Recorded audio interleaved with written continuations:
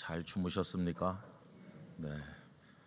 이렇게 여쭤보는 것은 대한축구협회 비협조적인 분들이 참 많구나 그런 생각이 들기 때문입니다. 12시부터 하는 축구를 보시고 가슴이 벌렁벌렁 하면은 잠이 안 오셨을 것이고 새벽녘에 간신히 잠들면 오늘 못 오셨을 텐데 축구보다 주님을 더 사랑하셔서 다행입니다. 그동안 우리 교육부 속한 이들이 어린이들하고 학생들, 청년들 영락가족 특세 오도록 그렇게 권면을 했는데 아까 엄마 아빠랑 들어오는 여기 하얀 지금 벗었네요. 하얀 파카를 입고 눈덩어리가 둘러 들어오는 것 같이 너무나 예쁘더라고요.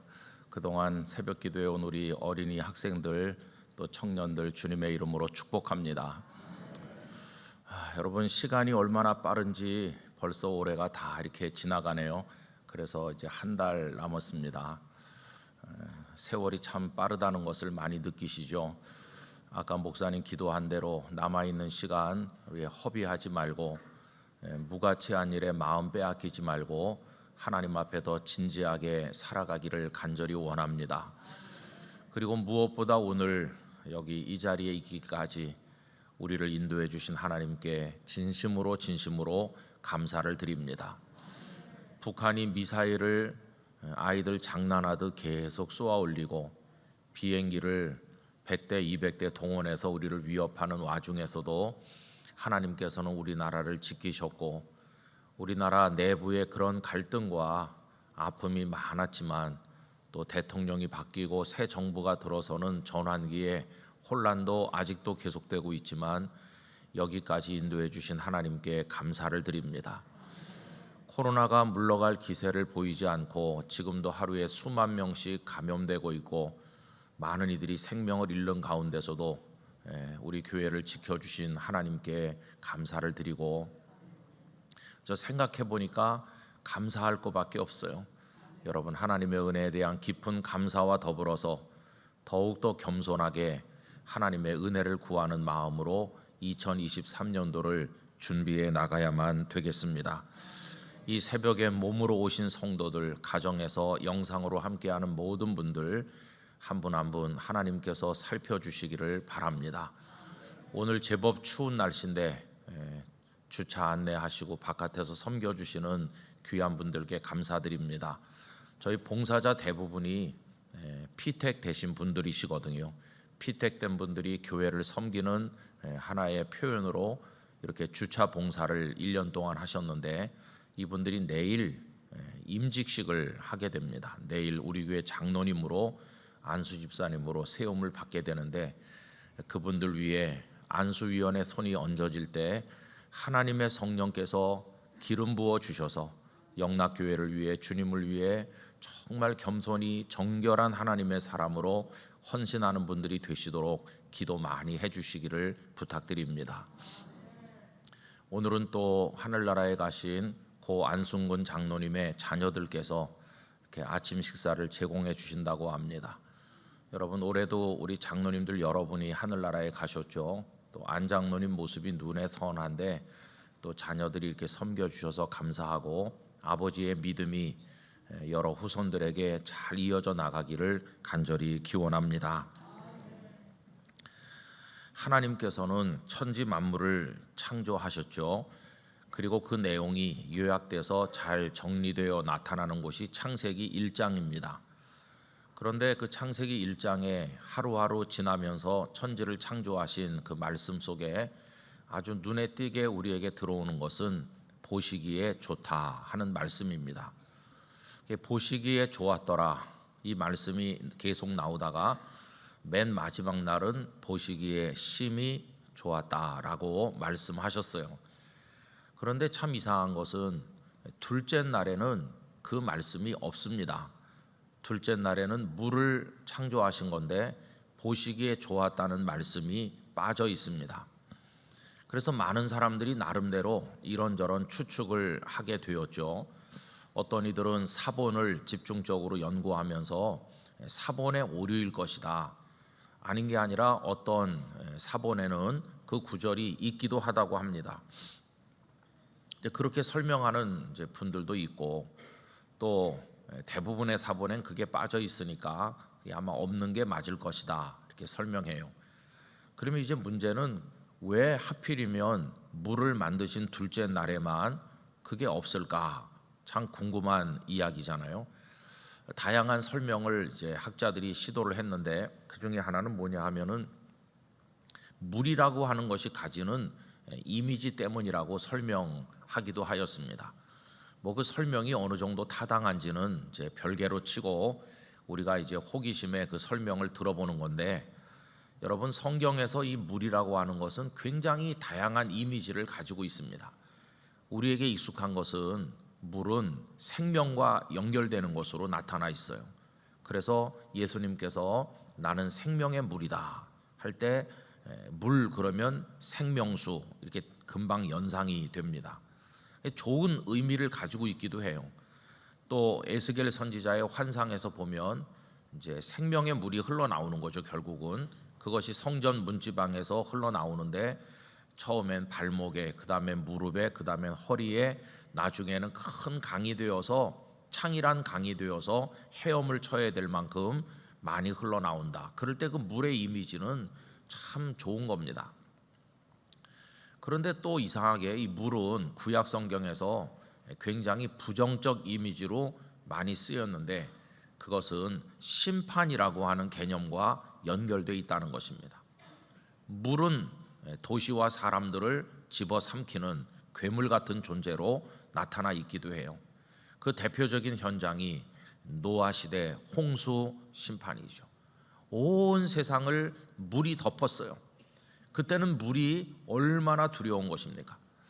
여러분, 지금도 태풍이 오든지 홍수가 많이 나서 그렇게 되면은 뭐 얼마나 참혹한 결과를 빚는지를 아실 것이에요. 그래서 이 물이라고 하는 것이 가진 특별히 구약 성경에서의 그 부정적인 이미지 때문에 둘째 날에는 심히 좋았다든지 이런 표현이 없는 거다 이렇게 설명하는 분도 있기도 해요. 어쨌든 이 물이라고 하는 것은 참 다양하게 우리에게 다가오는데, 이스라엘 백성이 물에서 많은 고통을 받았죠. 그래서 하나님께서는 이사야 선지자를 통해서 말씀하시기를 물이 너를 삼키지 못할 것이다 그런 표현을 했는데, 물이 엄습해서 집어삼킨다고 하는 게 이스라엘 백성들에게는 공포가 되는 것입니다. 왜냐하면 과거에 물 때문에 고통받은 적이 있지 않습니까? 그 대표적인 현장이 홍해죠. 홍해 앞에 섰을 때 그 홍해는 조그만 강이 아닙니다. 그건 큰 바다입니다. 바다. 저 끝이 보이지 않는 거기 섰을 때, 그리고 좌우에는 막막한 사막이고 뒤에서는 병거 600성을 앞세운 애굽의 전 군대가 추격해 오고 있을 때, 문자 그대로 도관에 든 쥐처럼 그들에게 살아날 희망 제로일 때 그들 앞에 펼쳐져 있는 홍해는 얼마나 공포였을까요? 죽음의 바다죠. 그런데 그 홍해가 성경에서는 죽음의 바다로 남아있지 아니하고 하나님의 기적의 현장으로 남아 있습니다. 구약 성경을 통독해 보면 하나님의 종들 선지자들께서 이스라엘 백성들의 마음을 추스리게 하고 그들로 하여금 다시 하나님 앞에 돌아오라고 권면하고 가르칠 때 언제나 언급하는 게 있지요. 그게 하나는 너희들을 애굽에서 건져내신 하나님이 아니시냐. 출애굽의 하나님이 구약 성경 전체를 통해서 강조되고 있습니다.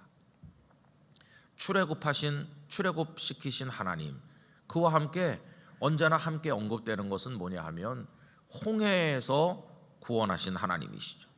홍해를 마른 땅처럼 건너게 하신 구원의 하나님.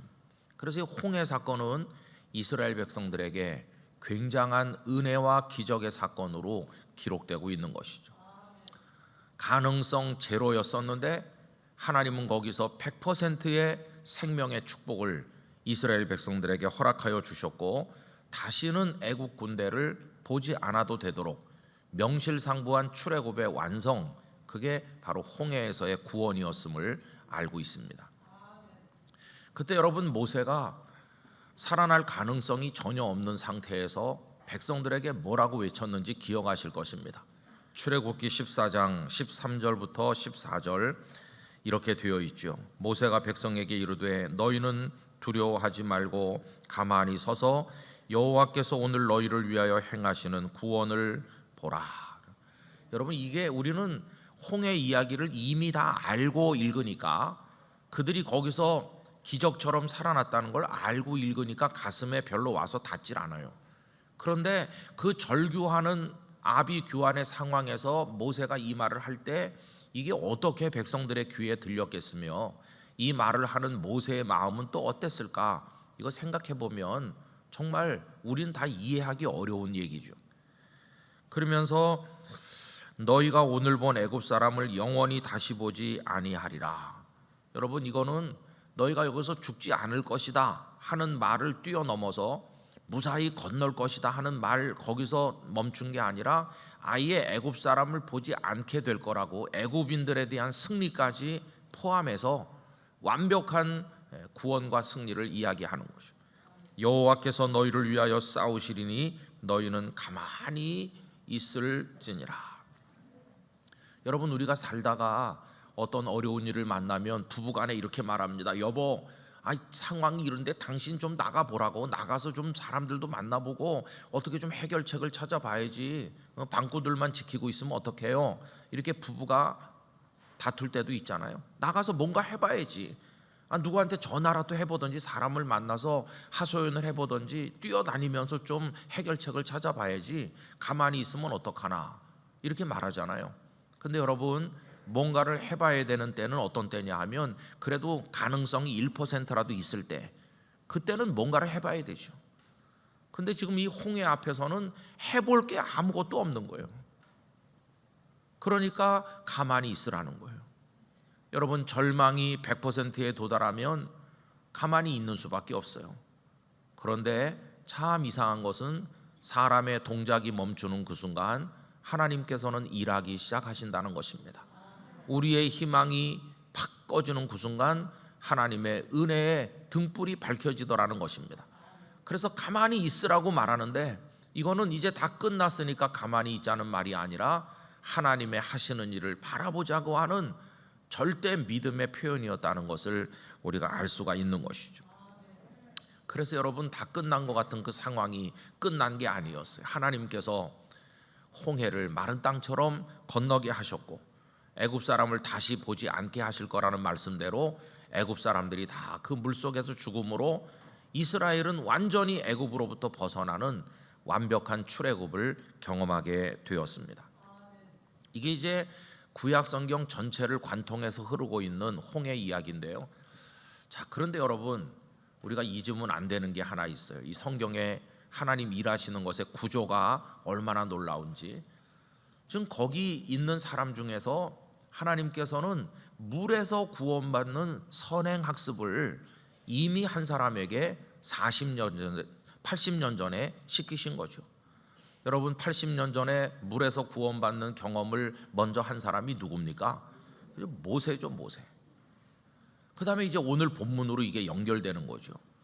오늘 본문은 모세가 나일강에 던져졌는데 하나님께서는 그를 물에서 건져서 살려낸, 물은 우리를 죽이려고 다가오지만 하나님께서는 물에서 우리를 건져내신다. 이거를 모세는 80년 전에 이미 경험했다는 것을 알 수 있습니다. 그런데 여러분, 오늘 이 출애굽기 2장의 이야기에서 아주 두드러지는 것은 그 절망 상황에 있었지만은 절망에 빠지지 아니하고 아주 가느다랗지만 희망의 끈을 이어가는 사람들이 등장한다는 겁니다. 그분들이 누구시냐 하면 모세의 아버지 어머니 아므람과 요게벳, 그리고 모세의 누이인 미리암이죠. 이들이 어떻게 희망의 끈을 이어나갔는가 하는 게 오늘 본문의 내용입니다. 바로 왕의 지엄한 명령이 온 나라에 선포됐어요. 아기를 낳으면 다 나일강에 던지라는 겁니다. 이미 나일강에는 아이들의 죽음과 그 부모들의 피 맺힌 통곡 소리가 그냥 다 천지를 뒤덮고 있었을 거예요.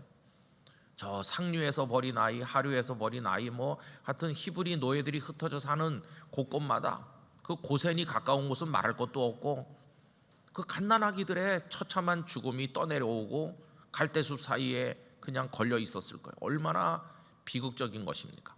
그리고 부모들은 가슴을 치면서 하나님을 원망하고 자신들의 처지를 탓하고, 이거 상상해 보면 정말 뭐라고 말할 수가 없어요. 차라리 내가 물에 빠져 죽는 게 낫지 어떻게 그 아기를 부모 자기 손으로 물에다 던지겠습니까?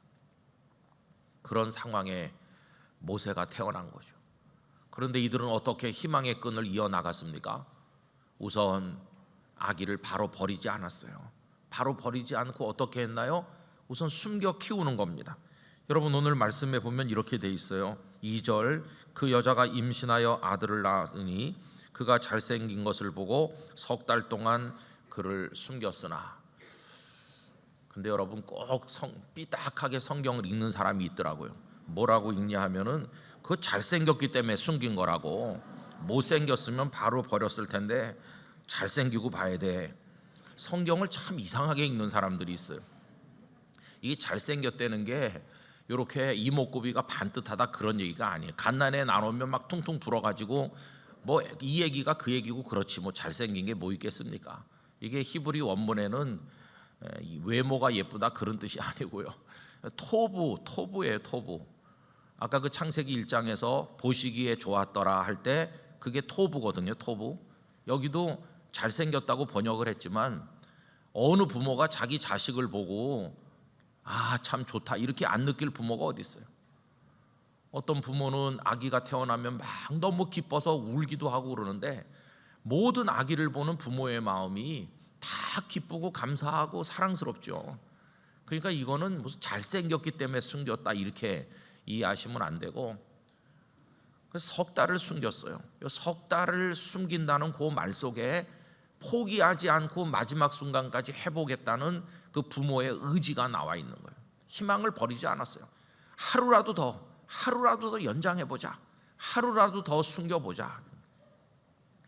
아마 어떤 사람들은 와서 말했을지 몰라요.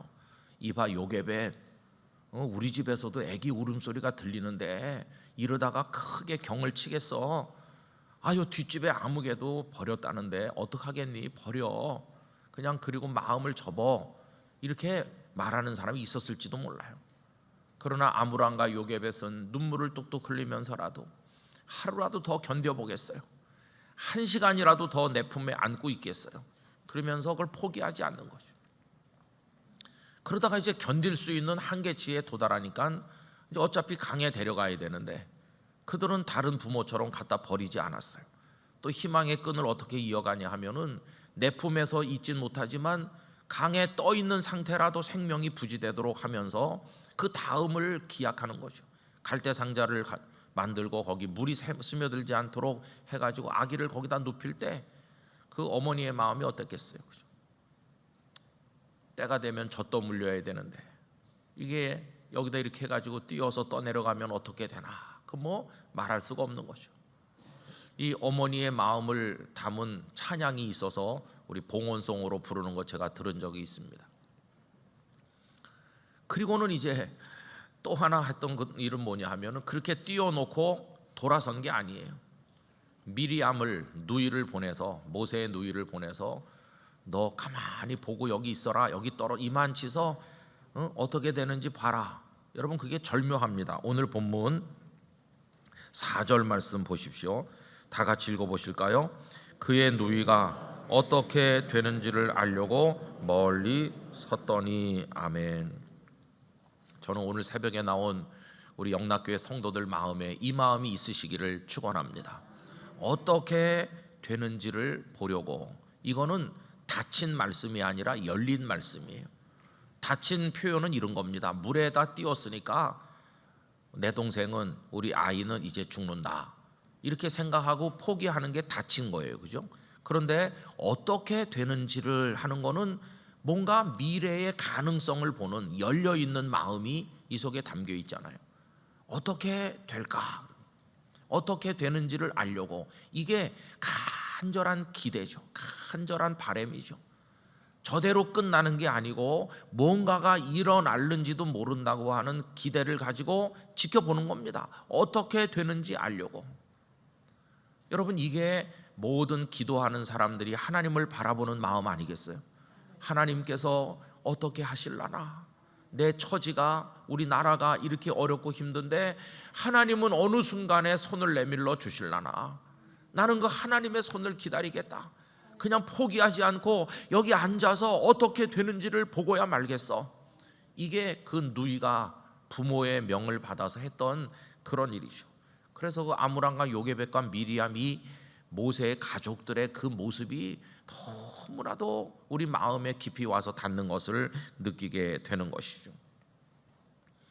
여러분, 한국교회가 어렵다고도 말하고 대한민국이 참 걱정이라고도 말하지만 저는 우리가 이 마음을 가지고 하나님을 기대하기를 원합니다.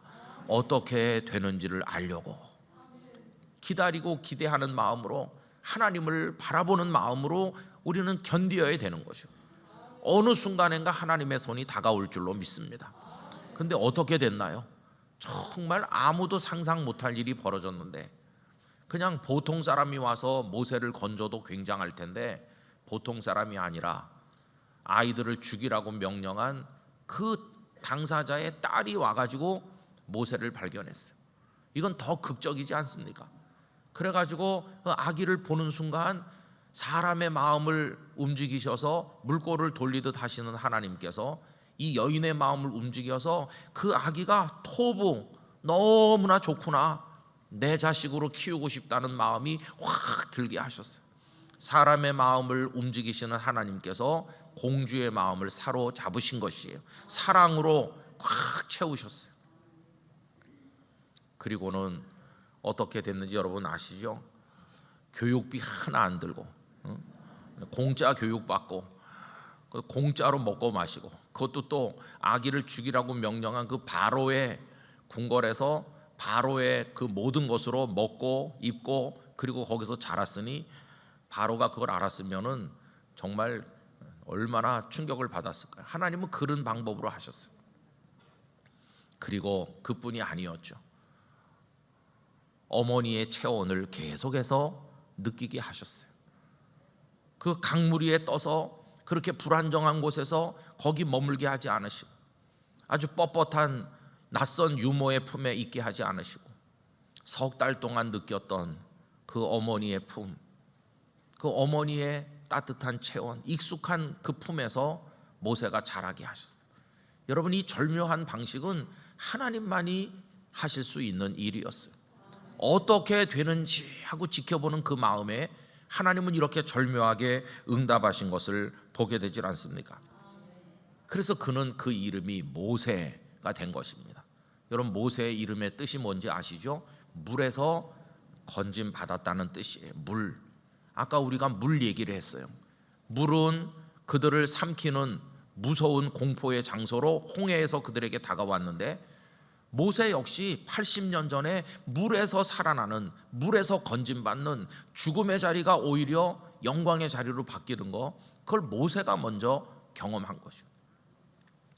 저는 이 장면에서 이런 생각을 해봤습니다. 모세가 참 궁금했을 것 같아요.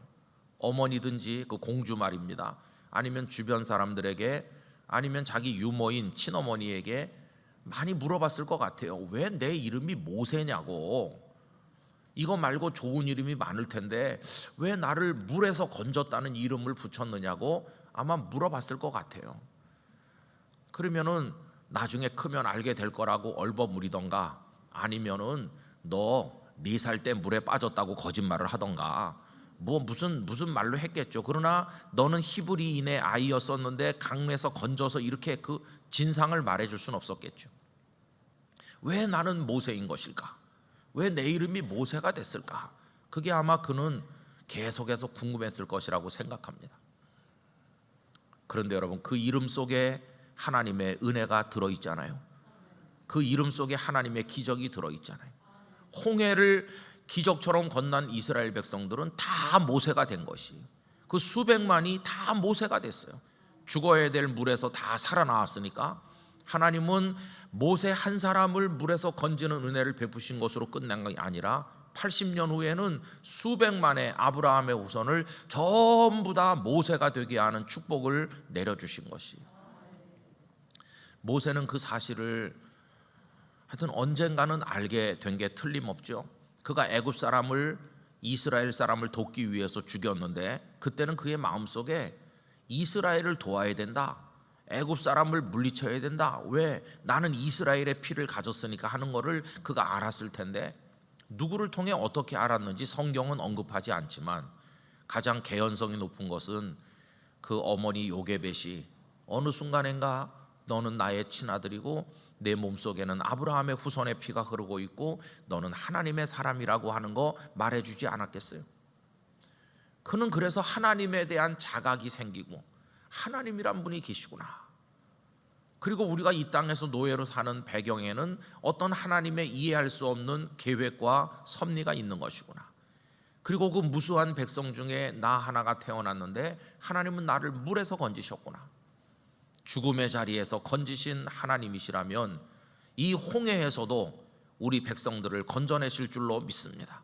너희는 가만히 서서 오늘날 너희를 위해서 행하시는 하나님의 구원을 보라, 이렇게 말할 때 모세는 그 모든 체험이 밑받침이 되어서 백성들을 위로했을 거라는 걸 짐작할 수 있는 것이죠. 여러분, 이게 바로 하나님께서 희망 없는 자리에서 행하신 놀라운 이적이었어요.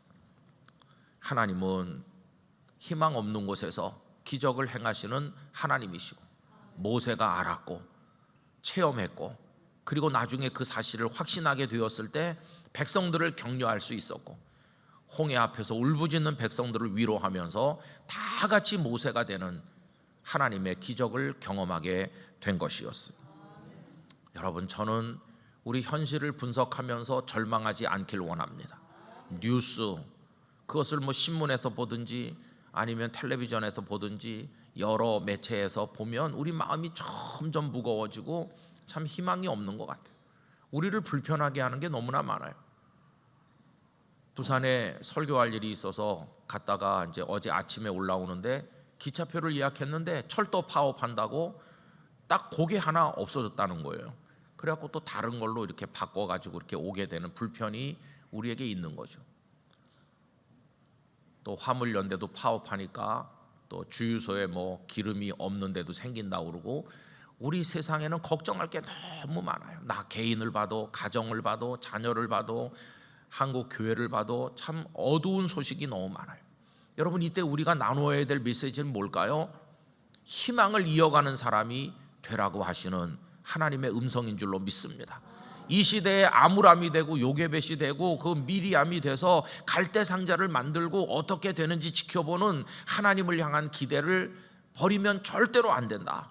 그걸 하나님께서 이 12월 달을 맞이한 우리들에게 주시는 말씀인 줄로 믿습니다.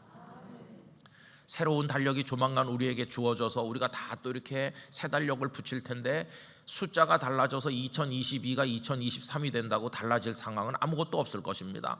김정은은 여전히 전쟁 노름을 할 것이고 여전히 나라는 어렵고 세계 경제는 힘들고 암울한 전망들이 너무나 많죠. 그러나 여러분, 우리가 이럴수록 마음을 다져야 되는 것은 어떻게 되는지를 바라보고자 하는 마음으로 하나님을 의지하는 것입니다. 우리 영락교회 성도 여러분이 희망을 이어가시게 되기를 기원합니다. 희망을 이어간다는 건 결국 믿음으로 살겠다고 하는 다짐을 가지는 것입니다. 나는 절대로 포기하지 않겠어요. 하나님을 향한 믿음을 버리지 않겠습니다. 하나님께서 역사하실 줄 믿습니다. 바로 그거죠. 하나님께서 오늘 새벽에 제가 이 말씀을 드리는 걸 다 아셨기 때문에 어젯밤에 설교 예화를 만들어 주셨잖아요. 밤 12시 카타르에서 우리나라가 16강에 올라갈 가능성은 홍해를 건너는 것보다는 쉽겠지만 가능성이 거의 없었어요. 거기다 감독도 쫓겨나가지고 벤치에 못 앉고 관중석에 있어야 되고 희망이 별로 없었어요. 거기다 시작하자마자 한 골 먼저 먹었잖아요. 이기면서 시작해도 힘든데 먼저 한 골 먹고 시작하니까 그때 아마 다 채널 끄고 TV 끄고 가서 누우신 분들이 많을 거예요. 어이구, 믿음이 없는 분들은 다 그렇게 하는 거예요. 근데 끝까지 버티는 사람들, 그것도 후반전 한 20분에 가서 자야 되겠다, 그런 분들도 있을 거예요. 근데 참 이게 너무나 극적이에요, 그죠? 그것도 또 후반전 추가 시간까지 그렇게 끌다가 간이 다 녹아서 거의 없어질 그때쯤 돼가지고 야, 어떻게 그렇게 됐을까. 그리고 또 우루과이가 그렇게 잘하는데 가나 골키퍼가 그냥 거의 기적같이 막아내가지고 그 우루과이가 한 골만 더 넣으면 우리는 탈락한다는데, 와, 정말 이게 모든 게 맞춰보면은 거의 준홍해의 기적이 어젯밤에 일어난 거예요. 아니, 목사님 어떻게 그렇게 잘하세요? 저는 안 봤어요. 여기 새벽에 나와야 되기 때문에. 그거 보다가 오늘 특세 제가 못 나오면 목사님 오늘 왜 안 오셨나 곤란하잖아요. 새벽에 깨가지고 오늘 날씨가 어떤가 날씨를 보려고 이렇게 하니까 그냥 화면에 16강 진출이라고 나오는 거예요. 야, 내가 자는 중에도 하나님은 기적을 일으키시는구나. 근데 여러분 참 그래요. 우리가 하나님을 생각할 때 하나님 그러면서 눈물이 쏙 빠지도록 감격하는 순간은 바로 이런 걸 경험할 때예요. 그죠? 그러려면은 희망을 버리면 안 됩니다. 아무리 어렵고 힘들어도. 저는 이 말씀을 2주간에 내내 생각하고 이렇게 하면서 이걸 가장 드라마틱하게 경험하는 때는 언제일까? 그게 지나간 게 아니라 이제 앞으로 남아 있어요. 그때가 언제일까요? 의사 선생님이 우리에게 이제는 할 수 있는 거 다 해서 희망이 없네요. 그렇게 말할 때 우린 죽음의 홍해 앞에 서는 거죠. 이제는 의학적으로 아무 방법이 없다고 할 때, 그때를 생각하면 다 눈물 나요. 그죠? 우리 인생이 참 그렇게 너무 허망하잖아요. 그러나 그때도 우리는 희망을 버리면 안 됩니다. 그때야말로 인생 최고의 기적을 경험하는 순간이에요. 우리 주님께서 영원한 생명의 가나안으로 인도하는 때니까요. 그래서 우리는 살아있는 동안에도 마지막 그 순간에도 절대로 포기하면 안 돼요. 하나님은 소망의 하나님이시고 그 소망은 막연하고 추상적인 것이 아니라 손 내밀어 구체적으로 우리 속에 역사하시는 살아계신 하나님의 놀라운 역사라는 것을 우리가 잊어서는 안 될 줄로 믿습니다. 여러분, 성경은 그런 이야기로 가득 차 있는 거죠. 풀무불 앞에 서서 하나님을 향한 믿음을 버리지 않았던 그 세 친구가 평소보다 7배나 뜨거운 풀무불에서 살아나온 이야기, 사자굴에서 구원받은 다니엘의 이야기, 돌아가셔서 무덤 속에 갇혔지만 돌문을 굴려내시고 부활하신 예수님의 놀라운 이야기. 그렇게 내려가다가 우리나라의 이야기로 오면 대구 이남에 조금만 남았고 희망 없었던 이 나라를 극적으로 유엔군이 파병되게 해주시고 인천 상륙작전을 성공하고 전 세계에서 두 번째로 가난하던 그 나라를 하나님은 선진국 대열에 들어서게 하시고 투표에 의해서 대통령이 바뀌는 민주화도 경험하게 하시고 짧은 선교 역사에 세계가 놀라는 교회 부흥도 경험하게 하시고 많은 문제가 있지만 아직도 우리 속에는 주님 앞에 무릎 꿇는 성도들이 많이 있도록 도와주시고 그 이야기가 더 좁혀져 가지고 영락교회에 오면 그 전쟁의 비극을 겪는 동안에도 한경직 목사님을 먼저 몇 년 앞에 보내셔서 45년도 12월에 우리 교회를 세우게 하셔서 내일은 우리 영락교회 창립 기념 주일이기도 하잖아요. 그리고 미리 준비하게 하셨다가 6.25 전쟁 났을 때 떠돌아다니는 우리 피난민들을 영락교회가 다 이렇게 받게 하시고 그리고 이 예배당을 지었는데 전쟁 중에도 이 예배당이 보존되게 해주셔서 저는 저 문 앞에 서 있을 때마다 이게 6.25 전에 지어진 예배당이고 그 6.25 전에 건물을 완공해가지고 감사 기념 집회를 부흥 사경회를 했는데 그거 끝나고 바로 6.25가 터졌거든요. 그 와중에서도 이걸 지키신 것은 내가 지켜줄 테니 너희도 나를 향한 믿음을 지켜서 주님 오시는 그날까지 복음의 사명 감당하라고 하시는구나, 그런 생각이 드는 거예요. 여러분, 이 교회를 사랑해야 됩니다. 이 교회를 지키신 하나님의 그 은혜에 우리가 보답해야 되는 거죠. 내일 더 교회를 사랑하는 마음을 가지고 하나님 앞에 나와서 예배할 수 있기를 바랍니다. 그러면서 새롭게 세워지는 일꾼들을 축복하면서 이 어려운 때지만 영락교회가 사명을 감당해야 되겠다, 그런 다짐을 하시기를 바랍니다. 그리고 또 이 얘기를 우리 각자에게 적용하면 저 같은 사람은 희망 없는 병을 앓을 때 하나님께서 살려주셨구나, 이런 거 많이 경험했어요. 여러분, 앞으로도 우리 희망의 끈을 놓지 않길 원합니다. 기도하길 원합니다. 하나님을 바라보길 원합니다. 그래서 많은 하나님의 역사의 간증거리들을 우리가 소유하기를 원하고, 그게 교회적으로도 나타나고 개인적으로도 나타나고 국가적으로도 경험하게 되기를 간절히 원하는 것입니다. 12월은 이제 곧 가겠지만 다가오는 새해를 이런 믿음으로 맞이하는 영락의 성도들이 되시기를 축원합니다. 기도하겠습니다. 아버지 하나님, 도와주셔서 감사합니다. 살려주셔서 감사하고 인도해 주셔서 감사합니다. 우리 마음에 눈물이 흐르고 우리 눈에 감사의 눈물이 흐릅니다. 앞으로도 은혜에 감사하는 그런 성도로 살 줄로 믿습니다. 2023년도가 어둡게 다가옵니다. 희망찬 새해가 아니라 걱정으로 가득한 새해로 우리 앞에 다가오고 있습니다. 그러나 영락교회 성도들로 하여금 희망의 끈을 놓지 않게 하여 주옵소서. 석 달을 숨겨 키울 의지를 가지게 하시고 갈대상자를 만들게 하시고 어떻게 되는지, 하나님께서 어떻게 하실는지를 믿음으로 지켜보는 그런 마음을 우리 모두에게 허락하여 주시옵소서. 하나님은 보고만 계시지 않을 줄로 믿습니다. 손 내밀어 일하시고 역사하시고 승리하실 줄 믿습니다. 하나님 안에 승리를 우리 모두에게 허락하여 주시옵소서. 아버지 하나님, 우리 각자가 포기하지 않게 하여 주시고, 한 사람 모세를 모세되게 하신 하나님, 홍해에서는 수백만을 다 모세가 되도록 물에서 건지셨는데 우리도 그런 하나님의 역사를 경험하게 하여 주시옵소서. 이 새벽에 나온 성도들을 축복합니다. 굳세라고, 강하고 담대하라고, 내가 너와 함께 있을 것이라고 말씀하시는 격려의 말씀으로 하루 종일 그 귓가에 말씀하여 주시기를 원합니다. 쓰러졌다가도 일어서게 하여 주시기를 원합니다. 낭망 중에 소망을 가지고 기도하게 해주시기를 원합니다. 닫혀있는 문이 열리게 하여 주시고 막혔던 물고가 트이게 하여 주시옵시고 실타래 얽히듯 얽힌 문제들이 풀려나는 축복을 경험하게 하여 주시옵소서. 소망을 가지고 달려갈 때 하나님의 빛으로 인도하여 주시기를 원합니다. 말씀 속에서 길을 발견하게 하시고 기도 중에 하나님의 음성을 듣게 해주시기를 원합니다. 아버지 하나님, 어린 갓난아기들로부터 연로하신 어르신들까지 태중에 잉태된 생명 모두를 붙들어 주시기를 원합니다. 특별히 우리 교육부 친구들이 그동안에 같이 하였는데 하나님의 교회의 미래가 되고 가정의 보배가 되고 이 사회 등불이 되도록 하나님께서 키워주시기를 원합니다. 아버지 하나님, 이 새벽 기도회를 위해 섬기고 봉사하고 식사를 공개하는 많은 이들이 있습니다. 하나님께서 그분들에게 복을 내려주시고 주방에서 애쓰시는 분들 섬겨주시는 손길에 축복해 주시기를 원합니다.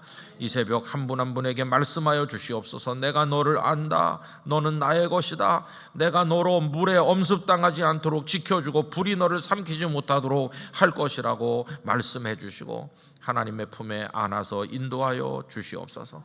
하나님을 의지합니다. 아버지여, 당신을 신뢰합니다. 저희들을 붙잡아 주시옵소서. 세상을 이기고 삶의 환경을 이기는 믿음의 사람 다 되게 하여 주시옵소서. 내일은 임직식도 있는데 하나님께서 그 머리에 손을 얹어 주셔서 성령의 기름을 부어주시고 하나님 앞에 녹아지는 소금처럼 충성하는 귀한 주님의 사람들 되게 해 주옵소서.